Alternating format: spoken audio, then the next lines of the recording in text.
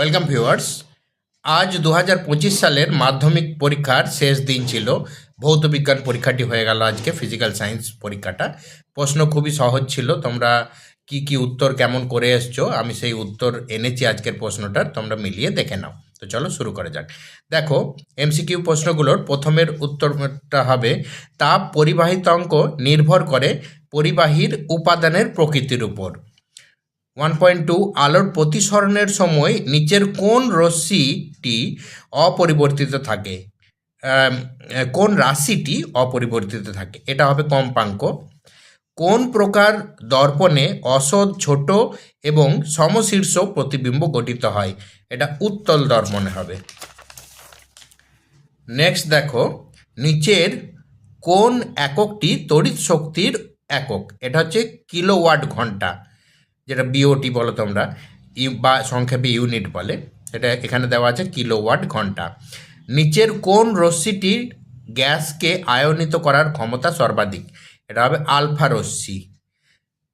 Fuse তারের বৈশিষ্ট্য এখানে লিখতে বলা আছে, তো সেটা হবে উচ্চ রোধ, নিম্ন গলনাঙ্ক। আধুনিক দীর্ঘ পর্যায় সারণীতে কয়টি শ্রেণী রয়েছে? এটা 18টি শ্রেণী রয়েছে। নিচের কোন যৌগটির সম্পূর্ণ অণু হিসাবে পৃথক অস্তিত্ব নেই? এটা হবে NaCl। নিচের কোন অ্যাসিডটি মৃদু তড়িৎ বিশ্লেষ্য? CH3COOH। লঘু সালফিউরিক অ্যাসিড মিশ্রিত পটাশিয়াম ডাইক্রোমেট দ্রবণে H2S চালনা করলে কি রং উৎপন্ন হবে? এটা সবুজ রং হবে। নেক্সট দেখো, নিচের কোন আকরিকটি অ্যালুমিনিয়ামের আকরিক? এটা হবে বক্সাইট। আর তারপরেরটা হচ্ছে ত্রিবন্ধনীযুক্ত অসম্পৃক্ত হাইড্রোকার্বনটিকে শনাক্ত করো। এটা হবে C2H2। নেক্সট দেখো, গ্রিন হাউস গ্যাসটি শনাক্ত করতে বলা আছে। এটা হবে জলীয় বাষ্প। আরও অনেক গ্রিন হাউস গ্যাস আছে, তার মধ্যে জলীয় বাষ্প যেহেতু একটা গ্রিন হাউস গ্যাস, সেই জন্য এটা হবে জলীয় বাষ্প। STPতে 22 গ্রাম CO2 এর আয়তন কত? এটা লিখতে বলা আছে। এটা 11.2 লিটার হবে। 1.15 যেটা আছে 10 গ্রাম ক্যালসিয়াম কার্বনেটকে তীব্র উত্তপ্ত করলে কত গ্রাম ক্যালসিয়াম অক্সাইড পাওয়া যাবে? ধরে নাও সকল ক্যালসিয়াম কার্বনেট সম্পূর্ণ বিয়োজিত হয়েছে। এর অ্যান্সারটা হবে 5.6 গ্রাম। এরপর দেখো, 2-এর দাগে 2.1, STPতে 16 গ্রাম অক্সিজেন গ্যাসের উপস্থিতিতে অণুর সংখ্যা কত? এটা হবে 3.011 × 10⁻23T। আচ্ছা, নিচের বিবৃতিটা সত্য না মিথ্যা বলতে বলা হয়েছে। লোহার দৈর্ঘ্য প্রসারণ গুণাঙ্ক 1.2 × 10⁻5 পার ডিগ্রি C হলে লোহার আয়তন প্রসারণ গুণাঙ্ক 3.6 × 10⁻5 পার ডিগ্রি C হবে, অর্থাৎ এইটার 3 গুণ হচ্ছে। এটা সত্যই হবে, সত্য। আচ্ছা, তারপরে এই যে এটি কোন ভৌত রাশির একক? এটা দেওয়া আছে, তো এটা হবে তাপ পরিবাহিতার একক। আচ্ছা, বিবর্ধক কাঁচ রূপে কোন ধরনের লেন্স ব্যবহার করা হয়? উত্তল লেন্স। আলোক রশ্মির প্রতিসরণের সময় আপতন কোণের কোন মানের জন্য স্নেলের সূত্রটি প্রযোজ্য নয়? যখন আপতন কোণের মানটা 0 ডিগ্রি হবে তখন স্নেলের সূত্রটা প্রযোজ্য নয়। বর্তমানে তড়িৎ বর্তনীতে ফিউজ তারের পরিবর্তে কি ব্যবহার করা হয়? এটা হবে MCB, মিনিয়েচার সার্কিট ব্রেকার। আরে 220 ভোল্ট থেকে 100 ওয়াট মানে বাল্বের রোধ কত? এর রোধটা এখানে ক্যালকুলেট করে দেখিয়ে দিয়েছে। R = V²/P। এটা হবে 220 হোল স্কোয়ার বাই 100। এটা ক্যালকুলেট করলে দেখবে 484 ওহম আসবে। তেজস্ক্রিয়তার SI এককটি লেখো। এটা হবে বেকারেল। আচ্ছা, এখানে দেখো, ইউরেনিয়াম 23592 থেকে একটি বিটা কণা নির্গত হলে পারমাণবিক সংখ্যার কি পরিবর্তন ঘটবে? এটা জানতে চাওয়া হয়েছে। এটা হবে, দেখো, পারমাণবিক সংখ্যা 1 বাড়বে আর কি, মানে 92 থেকে 93 হয়ে যাবে এটা। আর একটি বিটা কণা নির্গত হলে নিউক্লিয়াস থেকে একটা নিউট্রন প্রোটনে রূপান্তরিত হয়। নেক্সট দেখো, ম্যাচিংটাই বলা আছে জার্মান সিলভারের উপস্থিত ধাতু। এটা হবে Ni।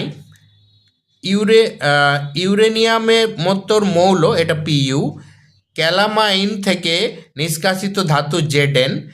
পর্যায় সারণীর দ্বিতীয় পর্যায়ে উপস্থিত ক্ষারীয় ধাতু হচ্ছে এলআই। আচ্ছা, নিচের বিবৃতিটি সত্য না মিথ্যা এটা লিখতে বলা আছে। এখানে বলা আছে তড়িৎ বিশ্লেষণ সর্বদা জারণ বিজারণের মাধ্যমে ঘটে, এটা সত্য হবে। আর নেক্সট দেখো, অ্যাসিড মিশ্রিত জল তড়িৎ বিশ্লেষণের ফলে ক্যাথোডে কোন গ্যাস উৎপন্ন করে, এটা হাইড্রোজেন গ্যাস হবে। নেক্সট, অথবাই যেটা দেওয়া আছে, নিচের কোনটি তড়িৎ বিশ্লেষ্য? চিনির জলীয় দ্রবণ, ইথানল এবং অ্যাসিটিক অ্যাসিড, এটা অ্যান্সারটা হবে অ্যাসিটিক অ্যাসিড। আচ্ছা, এবারে কি ঘটবে যদি লোহার চামচকে অ্যাসিড মিশ্রিত কপার সালফেট দ্রবণে ডোবানো হয়? তাহলে দেখো, এখানে আমি লিখে দিয়েছি লোহার চামচের উপরে তামা জমা হবে এবং লোহা দ্রবীভূত হবে। এটা একটা রেডক্স প্রক্রিয়া। আর এখানে নেক্সট কোয়েশ্চেন দেখো, হেবার পদ্ধতিতে অ্যামোনিয়া প্রস্তুতির জন্য কোন ধাতুটি অনুঘটক হিসাবে ব্যবহার করা হয়? এটা হচ্ছে লোহা, আর একটা হচ্ছে মলিবডেন। হ্যাঁ, তো লোহা হচ্ছে প্রধান অনুঘটক আর মলিবডেনটা উদ্দীপক হিসাবে কাজ করে। আর শূন্যস্থান পূরণ করতে বলা আছে, দেখো CaC2 প্লাস N2, এখানে CaCN2 প্লাস C হবে। আচ্ছা, থার্মিট পদ্ধতিতে কোন ধাতু নিষ্কাশিত হয়? এটা হবে লোহা। নেক্সট দেখো, নিচের জৈব যৌগটির আইপিএক নাম লিখতে বলা আছে, এটা হবে 2-ব্রোমোপ্রোপেন। তারপরটা দেখো, অবস্থানগত আইসোমেরিজম বা সময়বতার উদাহরণ দিতে এখানে বলা আছে, এটা হবে বিউটেন 1 ওল এবং বিউটান 2 ওল, মানে কার্যকরী মূলকের অবস্থানের বিভিন্নতার জন্য এটা।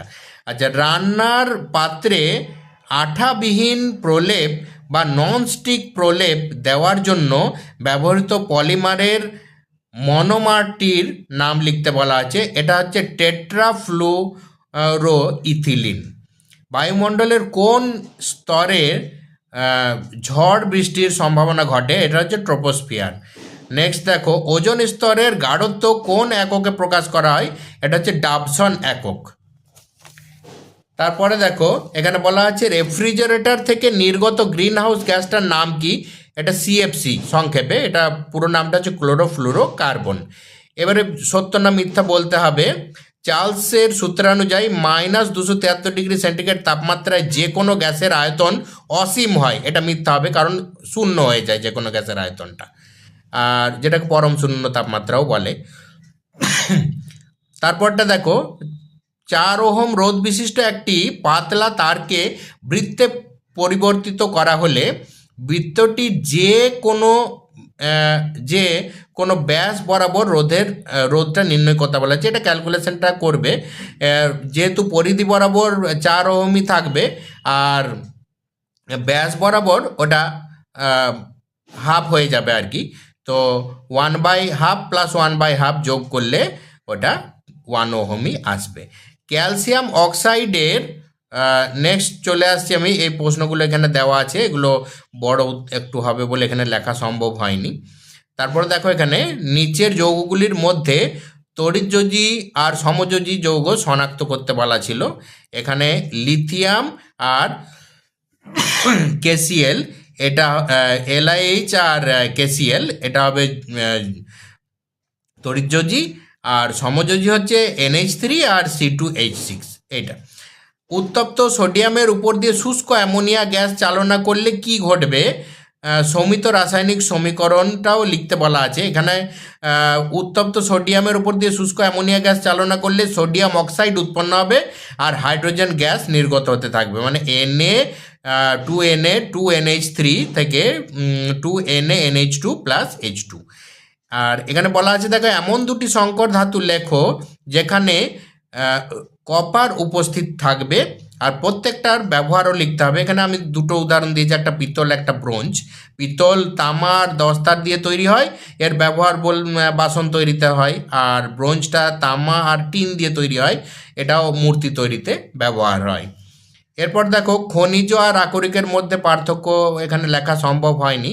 খনিজ মানে যে কোনো ধাতব আর অধাতব পদার্থগুলো যেগুলো ভূপ্রকৃতির নিচে পাওয়া যায় সেগুলো হচ্ছে খনিজ। আর আকরিক হচ্ছে ব্যবসার জন্য যেসব খনিজ থেকে আকরিকটা বের করা হয়, তো সেইগুলোকেই আকরিক বলে এখানে, মানে ধাতু নিষ্কাশন করে নেওয়া হয় যে খনিজগুলো থেকে, সেইগুলো হচ্ছে আকরিক।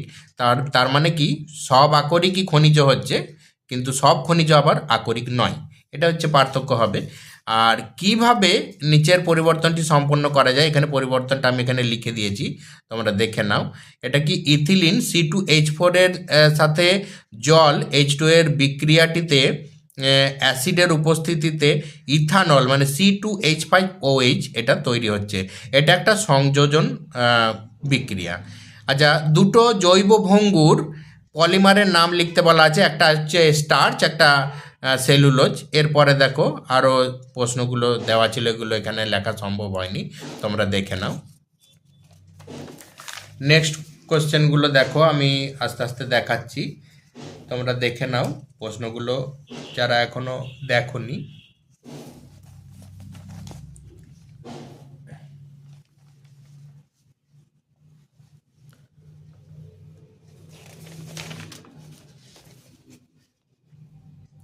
এটা বহিরাগত প্রার্থীদের জন্য ছিল, তাও দেখিয়ে দিলাম। তাহলে এই ছিল আজকের ভৌতবিজ্ঞান পরীক্ষার প্রশ্ন উত্তর পর্ব। ভালো থেকো।